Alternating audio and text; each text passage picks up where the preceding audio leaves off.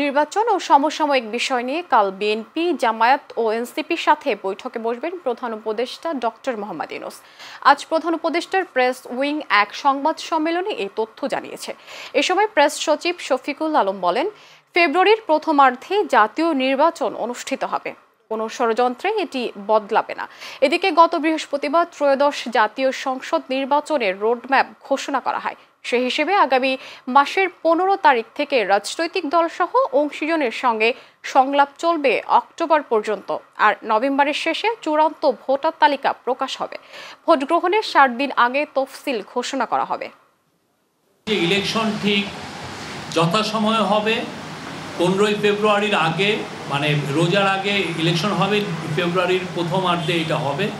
আর এই গভর্নমেন্ট এই যে ঘটনাটা কালকে যে ঘটলো সেই ঘটনাটার নিন্দা জানিয়েছে এবং এটার ইম্পার্শিয়াল যাতে প্রুভ হয় সেই জন্য আপনারা দেখেছেন যে আমরা অলরেডি আজকে ডিসিশন হয়েছে যে একটা জুডিশিয়াল প্রুভ হবে একটা হাইকোর্টের জাজের নেতৃত্বে।